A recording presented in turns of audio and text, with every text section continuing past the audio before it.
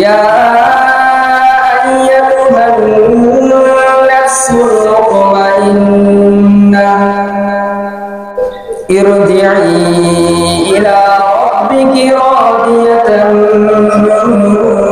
মারদিয়াহ। হে মুতমাইন নাফস, ইরজিই ইলা রাব্বিক, তোমার রবের নিকট ফেরত আসো। এখানে দুইটা বিষয়, একটা হলো মুতমাইন নাফসকে ডাকা, আর দ্বিতীয় হলো আল্লাহ রাব্বুল আলামিন এই ডাক কখন দেখবা দিবেন। হাকিমুল ইসলাম কারি তৈয়ব রাহমাতুল্লাহি আলাইহি আয়াতের ব্যাখ্যায় বলেন, মুতমাইন নাফস হলেন ওই ব্যক্তি যে আল্লাহ তাআলার ইচ্ছাকে নিজের ইচ্ছা বানায়, আল্লাহ তাআলার চাওয়াকে নিজের চাওয়া বানায়, আল্লাহ তাআলার পছন্দকে নিজের পছন্দ বানায়, আল্লাহ তাআলার অপছন্দকে নিজের অপছন্দ বানায়। অর্থাৎ আল্লাহ তাআলা যা চান তা করেন, আল্লাহ তাআলা যা চান না তা করেন। দ্বিতীয়, আল্লাহ তাআলা এই ডাক কখন দেখবা দিবেন। হাকিমুল ইসলাম কারি তৈয়ব রাহমাতুল্লাহি আলাইহি একটি হাদিসের উদ্ধৃতি এনে বলেন যে যখন জান্নাতি বান্দার মৃত্যুর সময় ঘনিয়ে আসে, জান্নাতি বান্দার হায়াত শেষ হয়ে যায়, তখন আল্লাহ তাআলা মালাকুল মাউত এবং তার সাথে কিছু সংখ্যক জান্নাতি ফেরেশতাদেরকে পাঠিয়ে দেন, বলেন যাও তোমরা আমার প্রিয় বান্দা, আমার জান্নাতি বান্দাকে আমার নিকট নিয়ে আসো। তার সমস্যা হলো গিয়া ওই জান্নাতি বান্দা তো ওই ব্যক্তি তো জীবনে কখনোই ফেরেশতা দেখে নাই। এখন যদি জীবনের শেষ মুহূর্তে ফেরেশতা দেখে তখন তো তিনি ভয় পেয়ে যাবেন। আল্লাহ তাআলা চান না যে তার প্রিয় বান্দা এই দুনিয়ার শেষ সময়ে এসে তিনি একটু ভয় পান। তখন আল্লাহ তাআলা তার ফেরেশতাদের আসার প্রক্রিয়াটা কেমন করেন, ওই ব্যক্তি দেখতে থাকে যে দূর থেকে সুন্দর একটি আলো তার নিকট আসতেছে, চমৎকার দেখতে একটি আলো তার নিকট আসতেছে।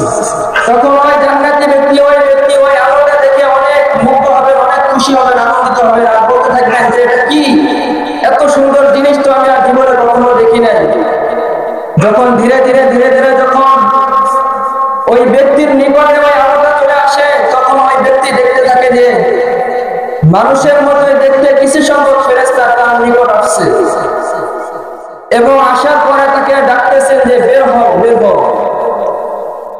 যে কি শব্দ বলে ডাকেন তা হাদিস শরীফে আছে। হুজুর সাল্লাল্লাহু আলাইহি ওয়াসাল্লাম বলেন,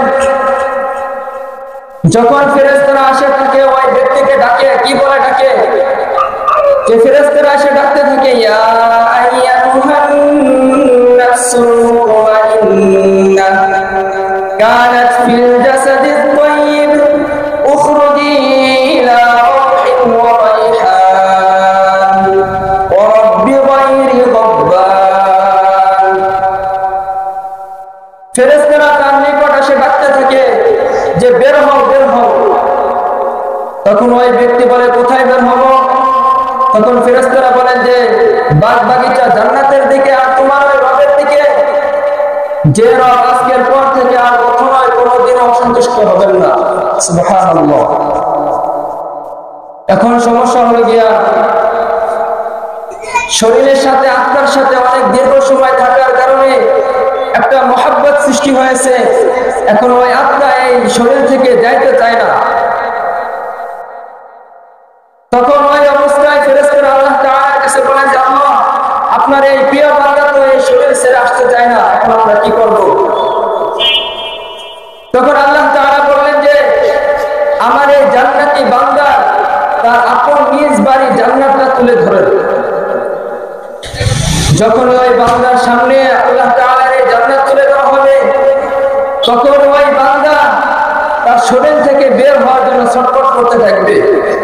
তখনই আল্লাহ তাআলা তাকে ডাকতে দিবেন যে ইয়া আইয়াতুহান নাফসুল মুতমাইন্নাহ ইরজিই ইলা রাব্বিকি রাদিয়াতান মারদিয়াহ ফাদখুলি ফি ইবাদি ওয়াদখুলি জান্নাতি। ইয়া আইয়াতুহান নাফসুল মুতমাইন্নাহ, হে তাতমাইন নাফস ইরজিই, ফেরত আসো। খেয়াল করেন, যখন ফেরেশতারা এসে ডাকছিলেন উখরুজি, বের হও বের হও, এখন আল্লাহ তাআলা যখন ডাকলেন আল্লাহ তাআলা ভাষা পাল্টায় গেল। আল্লাহ তাআলা বলতেছেন ইরজিই, ফেরত আসো। বের হও এবং ফেরত আসার মধ্যে অনেক পার্থক্য রয়েছে। বের হও এমন ব্যক্তিকে বলা হয় যে সে তার নিজের জায়গায় আছে, ওই জায়গায় তার নিজের ঘরে আছে, ওই ঘর থেকে তাকে বের হইতে বলা হইতেছে। আর ফেরত আসে এমন ব্যক্তিকে বলা হইতেছে যে সে তার আপন জায়গায় যা নাই, তার নিজের জায়গায় নাই, ওই নিজের জায়গায় আসার জন্য তাকে আল্লাহ তাআলা বলতেছেন যে ইরজিই ইলা রাব্বিক, তুমি ফেরত আসো। তুমি যেখানে রয়েছো এটা তোমার আপন জায়গা নাই, তুমি তোমার আসল জায়গা, তোমার জান্নাতে তুমি ফেরত আসো। সুবহানাল্লাহ। ইরজিই ইলা রাব্বিকি রাদিয়াতান মারদিয়া, সেদিন ওই বান্দাকে জানাই দেওয়া হবে যে হে বান্দা, তুমি দুনিয়াতে আল্লাহ রব্বুল আলামিনের সমস্ত হুকুম আহকাম খুশি মনে মেনে নিয়েছিলে। আজকে পরীক্ষার ফলাফল আসছে, আল্লাহ তাআলা আজকে তোমাকে জানাই দিচ্ছে যে তুমি পরীক্ষায় পাস করেছো, এবং আল্লাহ তাআলা আজকে তোমাকে জানাই দিচ্ছে যে আল্লাহ তাআলা তোমার উপর রাজি। সুবহানাল্লাহ।